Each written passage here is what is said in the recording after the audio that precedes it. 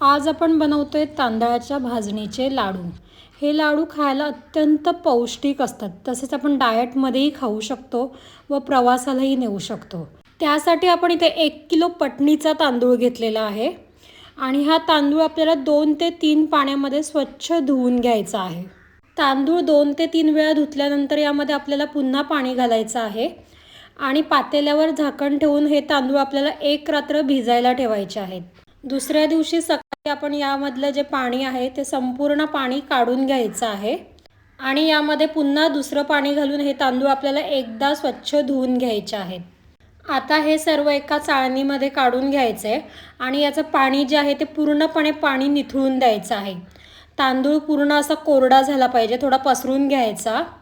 हे बघा, असा दमट असा तांदूळ झाला पाहिजे, एकदम जास्त सुकवायचा नाहीये। त्यानंतर आपल्याला हा तांदूळ गॅसच्या मीडियम फ्लेमवर भाजून घ्यायचा आहे। तांदूळ लालसर तांबूस रंगाचा होईपर्यंत भाजायचा, एकदम जास्त लालही नाही करायचा। हे बघा, अशा प्रकारे त्याचा तांबूस रंग झाला पाहिजे।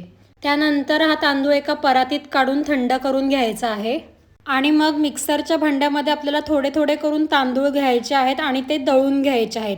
तांदूळ आपल्याला बारीक दळून घ्यायचे आहेत, जेणेकरून त्याचा असा एकदम बारीक रवा झाला पाहिजे।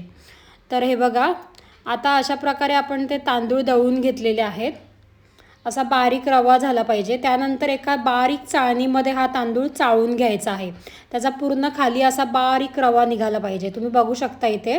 आणि उरलेला तांदूळ आपण पुन्हा दळून पुन्हा ते चाळून घ्यायचे आहेत।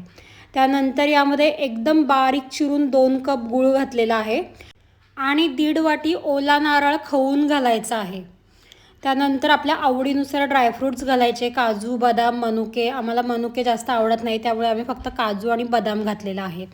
त्यानंतर हे सर्व साहित्य आपल्याला त्या पिठामध्ये चांगलं एकजीव करून घ्यायचं आहे, सर्व एकत्र मिळून आलं पाहिजे आणि मिश्रणाचा हे बघा अशा प्रकारे थोडासा गोळा झाला पाहिजे।